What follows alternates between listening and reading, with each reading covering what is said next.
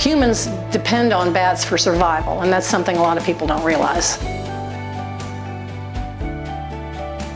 My name is Amanda Lawler. I'm founder and president of Bat World Sanctuary. I founded the organization in 1994 after finding a little injured bat on the sidewalk in downtown Mineral Wells.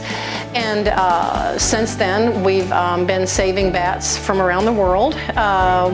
In 2014, we built a new facility right outside of Mineral Wells in Parker County, and that's where we are today. The last thing that people think about bats is they all carry rabies, and that's not true at all. Less than 0.5% of all the bats in the wild will contract rabies. In Texas, skunks, foxes, raccoons, and coyotes all come in before bats do as far as the list of animals that contract rabies. In 2013, we bought 13 acres of land, and the first thing that we built on this land was what we call a bat castle. This building is capable of holding over 100,000 bats. We modeled it after a lot of the buildings in downtown Mineral Wells, and I knew that at one point the city would be renovated, and that was everyone's hope that it would be renovated. And so we built the Bat Castle in anticipation of that, knowing that the bats that are down there would need a place to go. So since 2013, we've been using it as a release site when we rescue bats from the downtown area of Mineral Wells, whether it's one that's been trapped in an office or whether it's 50 that are trapped in a building under renovation. We always release them in the Bat Castle in hopes that they'll go back and tell their friends, hey, here's a nice, safe place we can come and live. We're basically just like a primate sanctuary, except we're for bats. We rescue bats that have been confiscated from the exotic pet trade, retired from zoos, rescued from research, injured and orphaned in the wild, etc. Any bat that can go free is rehabilitated and set free. The last thing we want to do is to keep more bats, in captivity. The bats that are kept in captivity here are treated with the best life they can possibly have. Some of these bats have come from someone's living room where they were kept in a bird cage. They've come from really horrible situations in research, so we give them the best life that they can possibly have.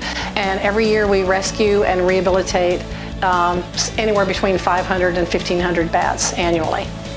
We have rescue centers nationwide now, as well as internationally. Last year we opened up a Bat World South Africa, excuse me.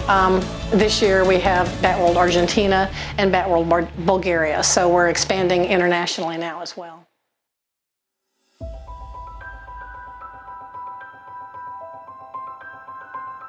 One of the reasons that, besides it being, not a good idea for wild animals, that many wild animals, to live in a public area like that, another thing is that it's better for the bats. It's better for the bats to be out of the way of the public. It's better for the public not to find injured bats on the sidewalk and somebody finds one and they end up bitten. That's a negative press for bats. Bats end up being persecuted for it.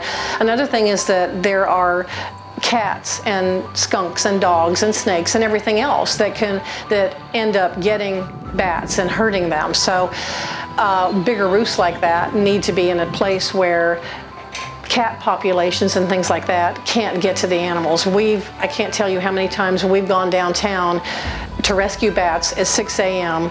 During baby season and finding parts of babies from the cats that are down there. And that's because it's an unsafe situation in a public area where there are cats. And so being moved out of the country or out of the city into the country, into an area where wildlife can exist more safely, is better for the bats and also better for the people.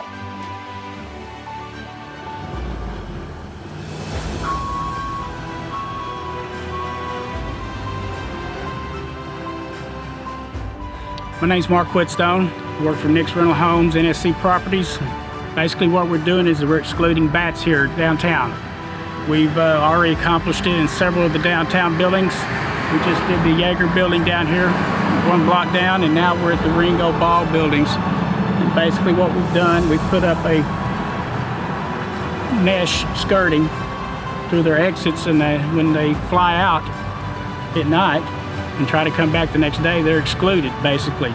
They'll try to get back in and then they'll basically find another place to stay. They won't all come out at one time, so this will stay up for a week or so until we're pretty sure that everything's out of there, and then we'll seal up all these holes. And basically that's the most humane way to take care of this. I mean, they are detrimental to our economy, you know, as far as, you know, killing insects and stuff like that. They're part of the ecosystem. So, you know, and we have to do it pretty soon now because they're fixing to have their cubs, and after that, you know, you can't do anything about it till later in the year, November, somewhere in there. So we've been very successful with doing it this way, and we had a good exclusion this morning, and I expect to have a nice one this next morning. We had all been admiring the work that Randy had been doing downtown for quite a while, and I knew that at some point those bats would need to be excluded from the buildings. So Randy and I contacted each other, and we've been working together off and on through the past couple of years on how the best practices to use on humane exclusions to make sure the bats were able to get out and not get sealed in, and hopefully find an alternate roost, aka the bat castle. We've also been going downtown and rescuing any bats that did become displaced during any of the renovations, so we can make sure that no lives are lost. This is something that has to happen. You don't want to live with wild animals in a downtown area, so we understand that this needs to happen. It's the best thing for mineral wells.